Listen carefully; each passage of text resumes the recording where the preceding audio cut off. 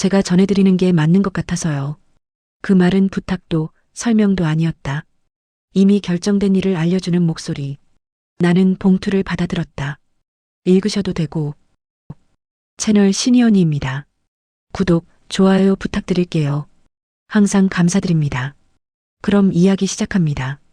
전 남편이 죽었다는 소식을 들은 건 오전과 오후의 경계가 애매한 시간이었다. 점심을 먹기에는 이르고 그렇다고 일을 시작하기에도 늦은, 괜히 하루가 늘어진 것 같은 시각이라 창문으로 들어오는 빛도 방향을 정하지 못한 채 바닥에 머물러 있었다.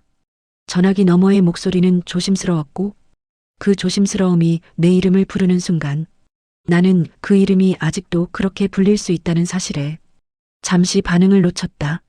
아, 그렇구나 라고 말했을 뿐인데 그 말이 내 입에서 나오는데 생각보다 시간이 오래 걸렸다. 전화를 끊고 나서도 그 사람이 정말 죽었다는 사실보다 내가 너무 쉽게 전화를 끊어버렸다는 점이 조금 더 마음에 남았다. 이혼한 지 어느덧 25년. 그동안 나는 그 사람의 부재를 일상처럼 다루는 법을 배웠고 그 이름을 꺼내지 않아도 시간은 충분히 흘러간다는 걸 수없이 증명해왔다. 그래서 장례식장에 갈 이유는 없다고 생각했다. 지금의 나는 누군가의 과거가 되어버린 사람의 마지막을 굳이 확인하러 갈 만큼 정직한 사람이 아니라고 여겼다. 그런데도 옷장을 열고 계절이 한참 지난 검은 옷을 꺼내 들고 있는 나를 보며 이 행동을 무엇이라고 불러야 할지 잠시 망설인다. 후회라고 하기에는 너무 차분했고 의무라고 하기에는 누가 시킨 것도 아니었다. 단추를 하나 잠그며 손끝에 전해지는 감촉을 느끼고 그 사람의 장례식에 가는 내 모습이 조금 낯설어 고개를 들지 못한다. 거울 속에 나는 예전보다 단단해 보였고 그래서 더 쉽게 아무 일도 아니라는 얼굴을 하고 있었다. 구두를 신었다 벗었다를 반복하다. 괜히 키가 커 보일 필요는 없다고 누군가에게 들릴 일 없는 이유를 붙여보며 결국 낮은 굽을 골랐다. 현관문을 나서기 직전 집안을 한번 돌아봤다. 늘 그랬듯 아무도 붙잡지 않는 공간이라 문을 닫는데 오래 걸리지 않는다. 차를 몰고 나와 익숙한 도로를 따라가며 라디오를 켰다 껐다를 반복한다. 뉴스에서는 전혀 다른 사람들의 이야기가 흐르고 음악은 이 상황에 어울리지 않게 너무 살아있는 소리로 들린다. 신호에 걸려 멈춘 차 안에서 손을 무릎 위에 올려두고 그 사람의 얼굴을 떠올려 보려 하지만 마지막 모습이 이제는 기억나지 않는다. 대신 말을 삼키던 입술, 등을 보이고 들어가던 뒷모습 같은 것들만 조각처럼 떠오른다. 그는 끝까지 자신을 설명하지 않던 사람이었다. 그 사실을 떠올리자 지금도 여전히 그 사람다운 방식이었다는 생각이 든다. 장례식장 주차장에 들어서자 국화 냄새가 차 문을 닫기도 전에 스며들고 검은 옷의 사람들 사이로 내가 설 자리를 미리 그려본다. 조문객도 가족도 아닌 어중간한 위치라는 게 이제는 익숙한데도 몸이 먼저 긴장한다. 상주를 보게 되어도 놀라지 않을 자신이 있었다. 눈길을 오래 주지 않을 준비도 되어 있었고 아무 감정도 들지 않아도 이상하지 않다고 스스로를 설득해왔다. 그때까지만 해도 나는 정말로 여기서 아무 일도 시작되지 않을 거라고 믿고 있었다. 장례식장 안으로 들어서는 순간 공기가 바뀌는 걸 느꼈다. 밖에서는 분명 낮이었는데 여기서는 시간이 접힌 것처럼 빛이 얇고 말소리가 낮다. 사람들이 서 있는 위치가 이상하게도 모두 비슷하다. 벽 쪽으로 몸을 살짝 붙이고 가운데는 비워둔 채 서로의 시선을 피하며 각자의 기억을 정리하는 얼굴들. 나는 그 사이를 지나 방명록 앞으로 간다. 펜을 집어드는 손끝이 조금 늦게 따라온다. 이름을 적는 칸이 이렇게 길게 느껴진 적은 없었다. 내가 이 자리에 와도 되는 사람인지 아직도 확신이 없었던 탓인지 이름을 쓰고 나서도 한동안 펜을 내려놓지 못한 채 종이를 보고 서 있다. 고개를 들었을 때 상주가 보였다. 검은 상복을 입은 여자는 눈에 띄지 않으려는 사람처럼 보였지만 아이러니하게도 시선이 자꾸 그쪽으로 간다. 그녀의 움직임에는 불필요한 동작이 없었고 조문객을 대하는 태도가 너무 익숙해 보였다. 이상하게도 그 모습이 낯설지 않다. 사람을 대할 때 말을 먼저 하지 않고 상대의 말을 다 듣고 나서 고개를 숙이는 모습, 짧게 고맙습니다라고 말할 때조차 감정을 덜어내고 형식만 남겨두는 말투. 그는 살아있을 때도 그랬다. 그 생각이 떠오르자 나는 스스로에게 조금 당황한다. 굳이 비교할 필요 없는 장면에서 왜 이런 연결을 하고 있는지 나도 잘 모르겠다. 상주가 아주 잠깐 내 쪽을 바라본다. 그 시선에는 호기심도 경계도 섞여 있지 않다. 마치 이 장례식에 오는 사람들 중 하나를 그대로 받아들이는 눈빛. 그 무심함이 오히려 나를 더 긴장시킨다. 우리는 아무 말도 하지 않은 채 서로에게 인사를 건넨다. 그녀는 고개를 숙이고 나는 반박자 늦게 따라 숙인다. 그 짧은 어긋남이 괜히 마음에 걸린다. 그녀의 얼굴을 다시 한번 본다. 예쁘다거나 닮았다거나 그런 판단 이전에 묘하게 안정된 표정. 울음을 억지로 참은 얼굴이 아니라 이미 한번 충분히 울고 난 뒤 감정을 접어둔 사람의 얼굴. 그 얼굴을 보고 있으니 내가 그를 떠났을 때의 장면이 불쑥 떠오른다. 그때의 그는 이런 표정을 짓지 못했었다. 말 대신 한숨을 쉬었고 설명 대신 침묵을 선택했다. 그 여자는 그와 다른 시간을 살았다는 생각이 든다. 내가 모르는 그의 다른 계절을 함께 건넜을지도 모른다. 나는 분향소 앞으로 간다. 향을 들고 불을 붙이는 손이 조금 떨린다. 왜 떨리는지 굳이 이유를 붙이지 않는다. 영정사진 속의 그는 내 기억보다 훨씬 단정한 얼굴이다. 눈매가 부드럽고 입가에는 거의 보이지 않을 정도의 미소가 걸려 있다. 이런 얼굴을 내가 본 적이 있었나? 기억을 더듬어 보지만 선명하게 떠오르지 않는다. 대신 늘 피곤해 보이던 얼굴과 무언가 말하려다 끝내 삼키던 모습만 남아있다. 뒤에서 조문객의 목소리가 들린다. 정말 좋은 분이셨어요. 가정에도 참 성실하셨고요. 아내분 챙기는 것도 남달랐고. 그 말들이 내 귀에 닿는 순간 이 자리는 반박할 수 없는 자리라는 걸 알고 있었기에 나는 그저 고개를 숙인 채 미세하게 숨을 고른다. 사람들의 말은 부드럽고 단정하다. 마치 이미 합의된 평가처럼 같은 방향을 보고 있다. 나는 그 평가에서 조금 벗어나 있는 사람이다. 아무도 묻지 않았고 묻는다 해도 말할 수 없는 사람. 상주의 목소리가 다시 들린다. 조용하지만 흔들리지 않는 톤. 그 소리를 들으며 나는 문득 그가 생전에 이 여자 앞에서는 어떤 사람이었을지 상상하게 된다. 나와 있을 때의 그는 늘 어딘가 급했고 삶을 설명할 여유가 없었다. 이 여자의 곁에서는 조금 다른 사람이었을까? 그 생각이 마음 깊숙한 곳을 건드린다. 부러움은 아니다. 질문에 가깝다. 나는 아직 그 질문을 입 밖으로 꺼낼 준비가 없다. 장례식장 한편에 서서 사람들의 흐름을 바라본다. 그 흐름 속에서 상주는 계속 자리를 지키고 있었고 나는 그 주변을 조금 떨어져 겉도는 사람처럼 느껴진다. 이 장례식은 그를 보내는 자리이기도 하지만 내가 알지 못했던 그의 삶이 조심스럽게 모습을 드러내는 자리 같았다. 그리고 그 중심에 상주라는 이름의 낯선 여자가 있다. 하지만 이 조용한 공간 어딘가에서 내가 알고 있던 그와 사람들이 기억하는 그 사이에 거리감이 있다는 사실만은 점점 또렷해진다. 분향소를 나와 조금 떨어진 테이블에 앉는다. 앉아도 되는 자리인지 등을 곧게 세운 채 확신이 없을 때처럼 장례식장 의자는 오래 앉아 있으라고 만든 게 아니라는 걸 이럴 때마다 느낀다.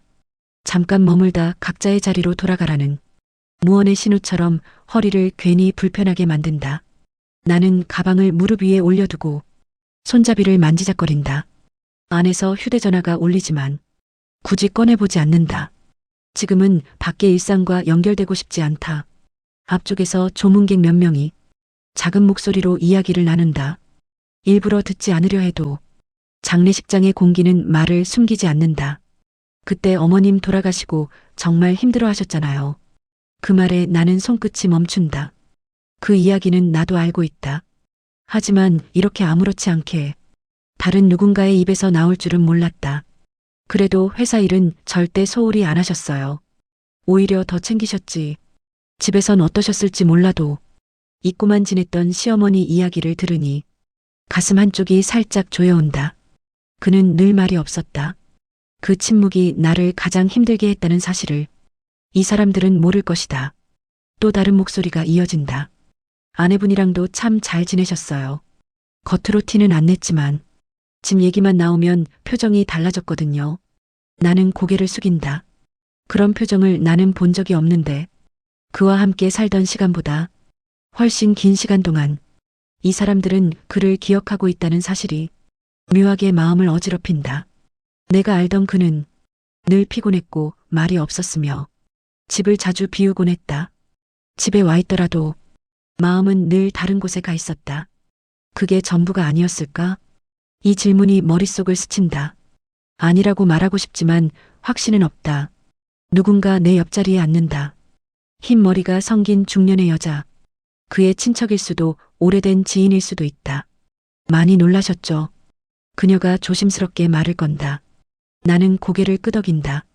굳이 관계를 설명하지 않아도 이 자리에 앉아 있다는 것만으로 어느 정도는 전해지는 듯하다. 젊을 때 고생 참 많이 했어요. 그녀는 누구에게 하는 말인지 모를 말을 공중에 띄우듯 한다. 말을 안 해서 그렇지 속은 깊은 사람이었는데 그 말에 나는 웃지도 고개를 젓지도 못한다. 그저 그 문장을 가만히 받아놓는다.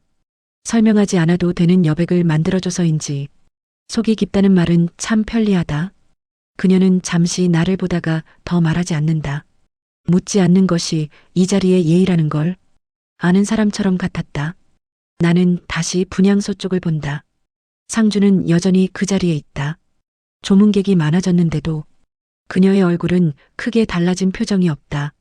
누군가가 그녀에게 말을 건네면 고개를 숙이고 짧게 대답한다. 그 짧은 대답 안에 감정이 거의 없다. 그 모습을 보며 문득 그가 왜 이 여자를 선택했을지 생각하게 된다. 내가 떠났던 이유는 분명했다. 태도, 대화, 그리고 함께 있어도 혼자인 기분.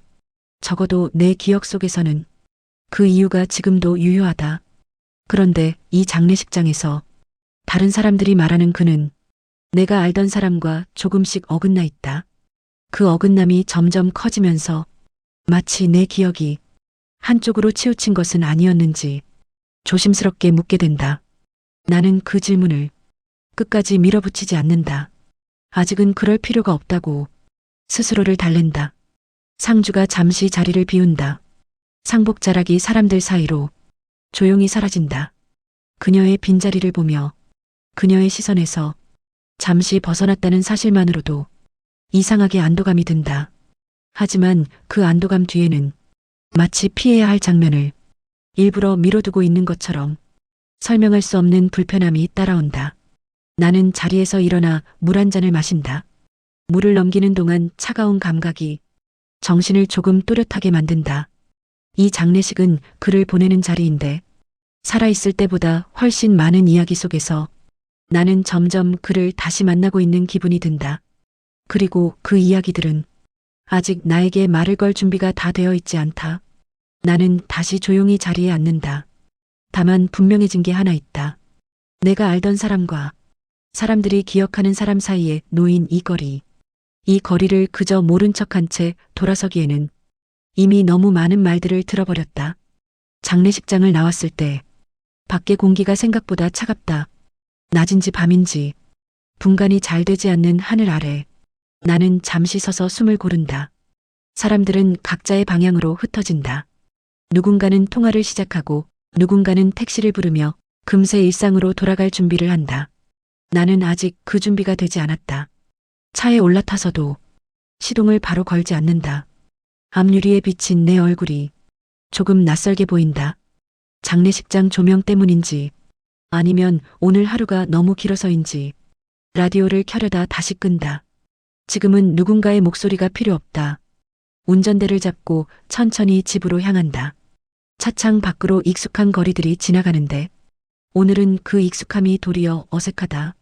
신호에 걸려 차를 멈췄을 때 문득 그의 얼굴이 떠오른다. 영정사진 속의 얼굴. 그 얼굴은 내가 기억하던 마지막 얼굴과는 조금 달랐다. 부드러웠고 어딘가 내려놓은 듯한 표정. 그런 얼굴을 나는 왜 보지 못했었을까? 집에 도착해 신발을 벗고 들어서니 집안이 조용하다. 불을 켜는 순간 이 조용함이 더 또렷해진다. 가방을 내려놓고 외투를 벗어 의자에 걸친다. 장례식장의 냄새가 아직 옷에 남아있는 것 같아. 잠깐 손을 멈춘다. 부엌으로 가서 물을 한 컵 따른다. 컵에 물이 차오르는 소리가 지금의 나를 현실에 붙잡아주는 것 같아. 괜히 오래 듣는다. 컵을 들고 식탁에 앉는다. 아무것도 먹고 싶지 않다. 그냥 앉아 있는 것만으로도 충분히 에너지가 든다. 식탁 위에는 오래전부터 쓰던 작은 탁상 시계가 있다. 초침 소리가 생각보다 크다. 그와 살던 집에도 비슷한 시계가 있었다. 밤마다 그 소리가 신경 쓰여 잠을 설쳤던 기억이 난다. 그때의 그는 늘 피곤해 보였고 말수가 적었다. 내가 무슨 말을 꺼내면 잠깐 듣다가 나중에라는 말로 대답을 미뤘다. 그 나중이 끝내 오지 않았다는 사실이 우리의 이혼 사유였다. 그런데 오늘 장례식장에서 사람들이 말한 그는 그렇게 무책임한 사람으로 보이지 않았다. 회사에서도 집에서도 최선을 다했다는 말은 적었지만 행동으로 보여주던 사람이라는 평가, 그 말들이 자꾸만 내 기억의 가장자리를 건드린다. 그때는 그의 표정을 자세히 보지 않았다. 피곤하다는 말 뒤에 어떤 얼굴이 있었는지 나도 버거웠기에 그저 외면했었다. 그의 어머니가 돌아가셨던 시기, 집안은 늘 무거웠고 회사 일도 그를 놓아주지 않았다. 그때의 나는 함께 견디기보다는 함께 있어도 혼자인 기분에만 집중하고 있었다. 그게 틀렸다고 말할 수는 없다. 그 선택 덕분에 나는 지금의 삶을 살고 있으니까. 다만 오늘 하루를 지나오며 처음으로 그때의 나에게 다른 질문을 던지게 된다. 그때 조금 더 버티고 기다렸다면 아무것도 달라지지 않았을까? 아니면 아주 조금은 달라질 수 있었을까? 질문은 답을 원하지 않는다. 그저 한 번쯤 허락해달라고 문을 두드릴 뿐이다. 나는 그 문을 아직 열지 않는다. 대신 불을 끄고 침실로 들어간다. 침대에 누워 천장을 바라본다. 눈을 감아도 쉽게 잠들지 못한다. 영정사진 속 그의 얼굴과 상주로 서 있던 그 여자의 표정이 번갈아 떠오른다. 그 여자는 많은 것을 알고 있는 사람처럼 보였다. 말하지 않아도 견뎌온 시간의 무게가 얼굴에 남아 있었다. 그 시간 속에 그가 있었다는 사실이 조금씩 실감나기 시작한다. 나는 이제야 그의 삶이 나로 끝나지 않았다는 걸 비로소 받아들이는 중이다. 그리고 그 삶의 일부를 나는 끝내보지 못했다는 사실도. 잠자리에 누운 채 나는 한숨을 쉰다. 아직은 후회라고 부르기엔 이르고 이해라고 부르기엔 너무 조심스럽다. 다만 오늘을 지나며 분명해진 게 하나 있다. 그를 떠났던 이유는 여전히 유효하지만 그의 전부를 알았다고 말할 수는 없게 되었다는 것. 그 사실이 조용히 내 마음에 남아 잠을 방해한다. 새아내의 이야기, 장례식장에서 있었던 일들이 머릿속에서 정리되지 않은 채 자꾸만 겹친 탓에 오늘 하루를 몇 번이나 되돌려 생각했다. 사람들이 모두 돌아간 뒤 빈 분향소에 잠시 혼자 남아 있었을 때 그 정적이 오히려 나의 마음을 더 시끄럽게 만들었다. 나는 남편의 사진 앞에 마지막으로 고개를 숙였다. 울음은 이미 다 쏟아낸 뒤였다. 더는 울 힘도 이유도 남아있지 않은 상태. 그때 검은 옷을 입고 사람들 사이에 섞여 있었던 그 여자가 떠올랐다. 조문객 중 한 명으로 조용히 서 있던 사람. 처음 봤을 때부터 이상하게 눈에 들어왔다. 특별히 눈에 띄는 행동을 한 것도 아닌데 시선이 몇 번이나 그쪽으로 갔다. 그 여자는 사람들과 너무 가깝지도 너무 멀지도 않게 일정한 거리를 두고 있었다. 그 거리감이 이상하게도 익숙했다. 그녀가 고개를 숙였을 때 손을 모으는 방식, 잠깐 숨을 고르는 타이밍, 눈을 피하는 각도까지 나는 그 모습을 보며 이상한 기시감을 느꼈다. 처음 보는 사람인데 이미 알고 있는 사람처럼 그 순간 마음 한쪽이 천천히 가라앉는다. 그동안 설명할 수 없던 느낌이 무엇이었는지 알 것 같은 느낌. 나는 그와 결혼을 준비할 때부터 그가 재혼이라는 사실을 알고 있었다. 과거는 누구에게나 있고 나는 현재를 선택했다고 생각했기에 그 사실을 문제라고 생각한 적은 없었다. 그런데도 결혼 생활 내내 아주 미세한 어긋남이 있었다. 그는 나에게 잘했다. 말을 아끼는 대신 필요한 건 빠짐없이 챙겼고 화를 내는 법도 거의 없었다. 그런데 가끔 그의 시선이 어디에도 닿지 않은 채 허공에 머무는 순간들이 있었다. 내가 말을 걸어도 잠깐 늦게 반응할 때, 같은 말을 2번 해야 할 때, 그럴 때마다 나는 이유를 찾지 않았다. 사람이 원래 그런 날도 있다고 스스로를 설득했다. 하지만 그 공백은 시간이 갈수록 조금씩 쌓였다. 그의 말투, 결정을 미루는 방식, 어떤 선택 앞에서 유독 조용해지는 태도, 마치 이미 한 번 지나온 길을 다시 걷는 사람처럼 보일 때가 있었다. 오늘 그 여자를 보고 나서 그 이유를 조심스럽게 알 것 같았다. 그 여자는 내가 아니라 그의 과거를 알고 있는 사람. 그가 아직 정리하지 못한 시간의 일부. 나는 그 여자의 얼굴을 떠올리며 그동안 느꼈던 묘한 감각을 하나씩 꺼내본다. 남편이 특정 음식 앞에서 아무 말 없이 젓가락을 내려놓던 날, 어떤 노래가 나오면 라디오를 조용히 끄던 습관, 내가 물어보면 별거 아니야 라고 말하면서 더 설명하지 않던 태도, 그 별거 아닌 것들이 사실은 다른 누군가와 연결되어 있었다는 생각이 처음으로 구체적인 형태를 갖는다. 나는 질투를 느끼지 않는다. 대신 조금 늦게 도착한 사람으로서의 담담한 인정에 가깝다. 그는 나를 선택했지만 처음 선택한 사람은 아니었던 것이었다. 그 사실을 이제야 정확한 문장으로 마음속에 내려놓는다. 그 여자를 다시 떠올린다. 상주인 나를 바라보던 그 짧은 시선. 그 시선에는 적대나 호기심은 없었다. 오히려 같은 자리를 지나온 사람끼리만 알 수 있는 조심스러움이 있었다. 나는 그녀에게 아무 말도 하지 않았다. 묻지 않았고 확인하지도 않았다. 그럴 필요가 없다는 걸 이미 알고 있었으니까. 어떤 질문은 답을 듣는 순간 너무 많은 것을 한꺼번에 무너뜨릴 수 있다. 나는 그동안 충분히 내 몫의 삶을 살았다. 행복하지 않았다고 말할 수 없고 불행했다고 말하기도 어렵다. 다만 항상 한 자리는 비어 있었다.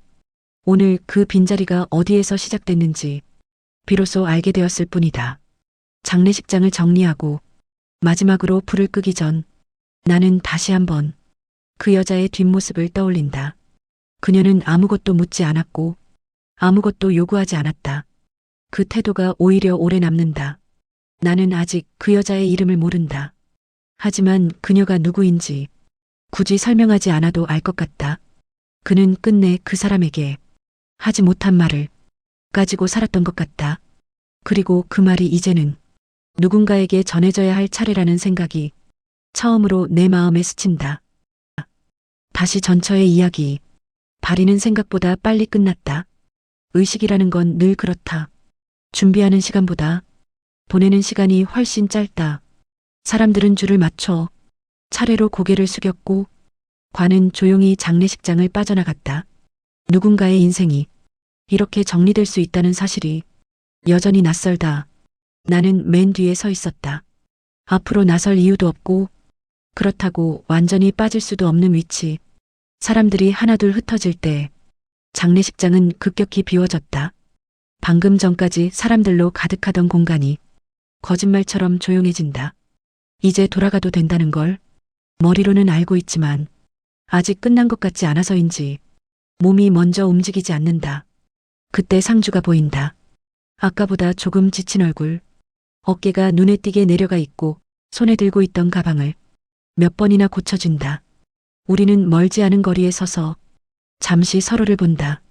누가 먼저 말을 꺼내야 하는지 정해진 순서가 없는 상태. 그녀가 한 걸음 다가왔다. 나는 그 움직임을 피하지 않는다. 오늘 와주셔서 감사합니다. 그녀의 목소리는 많이 낮아져 있다. 상주로서가 아니라 한 사람으로서 하는 말처럼 들린다. 아닙니다. 이 말밖에는 떠오르지 않는다. 더 덧붙이면 이상해질 것만 같았다. 잠깐의 침묵. 서로의 시선이 어디에 머물지 못하고 조금씩 흔들린다. 그녀는 내 얼굴을 자세히 보지 않는다. 대신 내 손 쪽을 잠깐 본다. 아무것도 들고 있지 않은 손. 그 시선이 괜히 마음에 남는다. 이거. 그녀가 가방 안에서 무언가를 꺼낸다. 흰색이었을지도 모르고 아이보리였을지도 모를 낡은 편지 봉투 하나. 확실한 건 새 것이 아니라는 점. 남편이. 그녀는 문장을 끝까지 이어가지 않는다. 굳이 끝내지 않아도 무슨 말인지 알 것 같아서 나는 아무 말도 하지 않는다. 그녀는 봉투를 내 쪽으로 내민다. 손이 아주 조금 떨린다. 제가 전해드리는 게 맞는 것 같아서요. 그 말은 부탁도 설명도 아니었다. 이미 결정된 일을 알려주는 목소리. 나는 봉투를 받아들었다. 생각보다 가벼웠다. 종이 한 장 정도의 무게. 그 가벼움이 이상하게 손에 남는다. 읽으셔도 되고. 그녀가 말을 멈춘다. 끝내 그 뒤를 잇지 않는다. 나는 고개를 끄덕인다. 지금은 어떤 대답도 불필요하다는 걸 서로 알고 있었다. 우리는 더 이상 아무 말도 하지 않는다. 말을 이어가면 이 순간이 다른 의미로 바뀔 것 같아서 그녀는 고개를 한 번 더 숙이고 먼저 돌아선다. 그 뒷모습을 보며 나는 이 여자가 얼마나 많은 말을 삼켜왔을지 처음으로 상상해 본다. 장례식장을 나와 차에 올랐다. 이번에는 시동을 바로 건다. 집으로 돌아오는 길, 신호에 몇 번이나 걸리는데 봉투를 꺼내볼 생각은 들지 않는다. 아직은 열어볼 준비가 되지 않았다. 집에 도착해 가방을 내려놓고 봉투를 식탁 위에 올려두었다. 그 위를 한번 지나치고 다시 돌아와 제자리에 놓는다. 편지는 아무 말도 하지 않는데 마치 이 집에 낯선 사람이 하나 들어와 있는 것처럼 크게만 느껴졌다. 나는 차를 한 잔 내린다. 물이 끓는 동안 봉투를 보지 않으려 일부러 등을 돌린다. 찻잔을 들고 식탁에 앉아 다시 봉투를 보았다. 봉투 겉면에는 아무 이름도 없다. 받는 사람도 보내는 사람도 없는 편지. 오히려 그게 그 사람답다는 생각이 불쑥 든다. 나는 봉투에 손을 얹었다가 다시 뗀다. 오늘은 여기까지로 충분하다. 편지는 아직 열리지 않았지만 이미 많은 것이 제자리를 찾기 시작한 느낌. 나는 불을 끄고 침실로 들어간다. 오늘은 봉투를 식탁 위에 그대로 둔다. 읽는 건 내일의 나에게 미루었다. 아침은 평소보다 조금 늦게 시작된다. 알람을 끄고도 한동안 눈을 뜨지 않은 채 천장을 보고 있다. 식탁 위에 편지가 있다는 걸 이미 알고 있으면서도 애써 모르는 척한다. 그 시간을 조금이라도 미루고 싶어서 커피를 내려 식탁에 앉는다. 어제와 똑같은 자리, 어제와 똑같은 봉투. 밤새 아무도 건드리지 않았다는 게 마치 도망가지 않고 나를 기다려준 것처럼 이상하게 안심이 된다. 봉투를 손에 쥔다. 종이가 오래돼 모서리가 부드럽게 달아있고 한번 접었다 폈던 흔적이 겹겹이 남아있다. 차마 건네지 못했다는 말이 굳이 적혀있지 않아도 느껴지는 것 같았다. 찢어지지 않게 조심스럽게 천천히 봉투를 연다. 안에는 한 장의 편지. 생각보다 글씨가 단정하다. 그 사람답게 말을 고르고 지운 흔적도 거의 없이 첫 줄을 읽자마자 숨이 조금 얕아진다. 이름을 부르지 않았는데도 나를 향해 쓰인 문장이라는 걸 알 수 있다. 잘 지내고 있기를 바란다. 같은 인사말이 없다는 게 오히려 그답다. 돌려 말하지 않고 바로 들어간다. 그는 그때의 자신을 변명하지 않는다. 힘들었다는 말도 줄줄이 늘어놓지 않는다. 다만 왜 그렇게 밖에 할 수 없었는지 차분하게 적어 내려간다. 어머니의 장례가 끝난 뒤 집에 돌아오지 못했던 밤들, 회사에서 사람이 아니라 기계처럼 살았던 시간들, 그 모든 문장 사이에 나에 대한 말은 많지 않다. 그래서 더 아프다. 나는 끝내 과거를 정리하지 못한 채 현재를 살았습니다. 그 문장을 읽는 순간 장례식장에서 본 그녀의 눈빛이 겹쳐진다. 묻지 않았지만 이미 알고 있었던 얼굴. 당신의 선택이 틀리지 않았듯 라는 문장을 읽을 때 잠시 눈을 감는다. 이 사람은 끝까지 내 선택을 존중하려 애썼구나. 나는 그 문장을 수없이 되새기며 살아왔다. 그래야만 내가 버티는 방식이 흔들리지 않으니까. 새 아내에 대한 문장이 나온다. 조심스럽고 짧다. 그녀를 사랑하지 않았다는 말은 하지 않는다.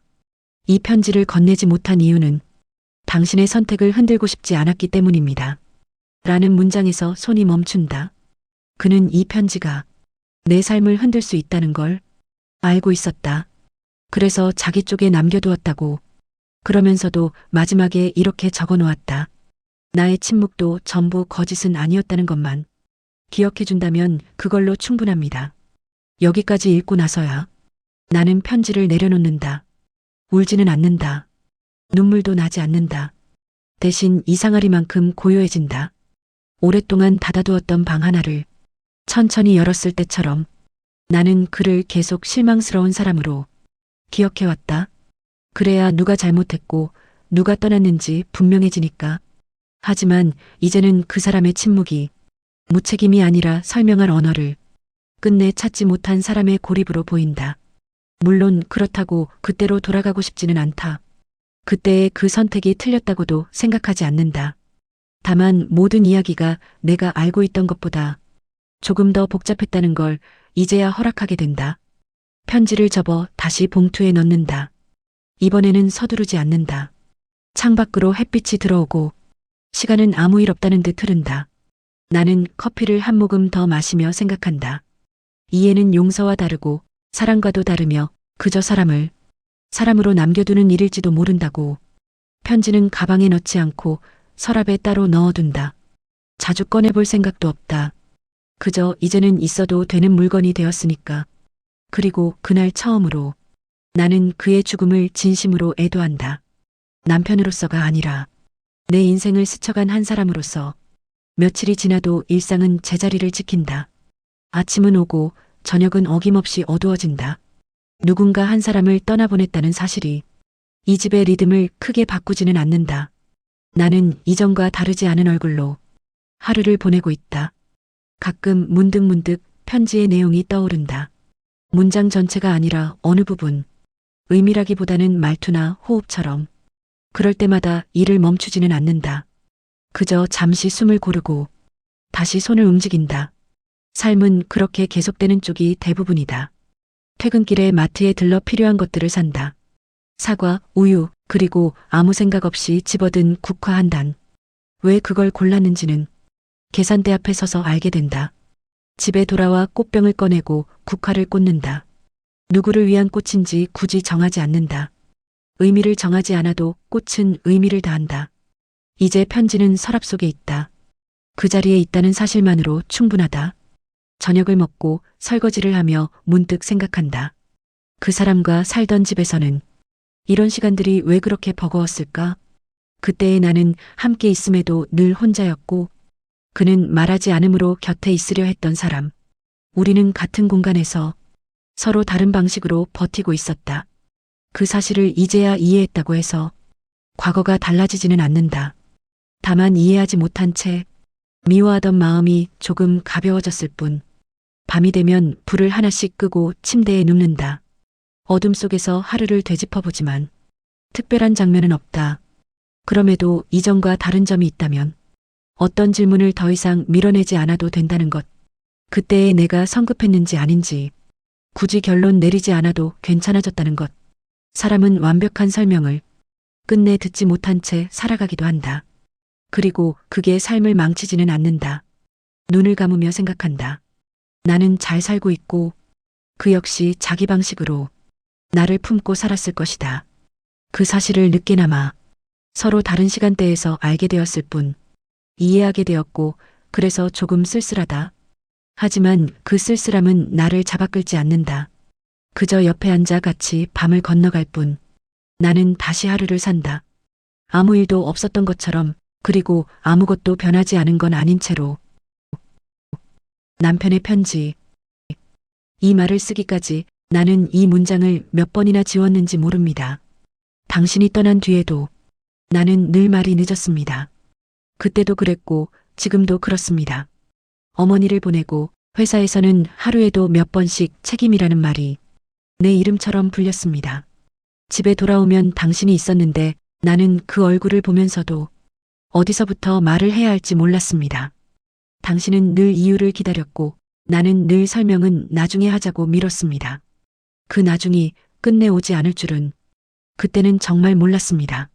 당신이 떠나던 날 적어도 이유는 말할 수 있었습니다. 그런데도 나는 아무 말도 하지 않았습니다. 이미 당신의 눈에 실망이 너무 오래 머물러 있다는 걸 알고 있었기 때문입니다. 그 눈을 다시 붙잡을 자신이 없었습니다. 이혼은 당신이 선택했지만 침묵은 내가 선택한 것이었습니다. 그 뒤로도 나는 종종 당신에게 말을 걸었습니다. 종이에다만 쓰다 접고 다시 쓰다 접고 그렇게 남은 말들이 이 편지입니다. 다른 사람과 결혼을 했습니다.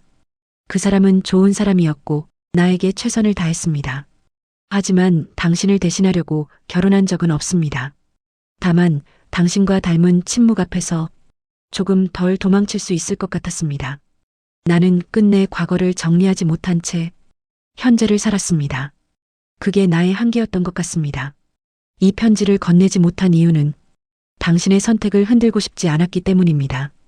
당신은 당신의 삶을 잘 살아왔을 거라고 믿고 싶습니다. 이해를 바라지 않습니다. 용서를 구하려는 것도 아닙니다.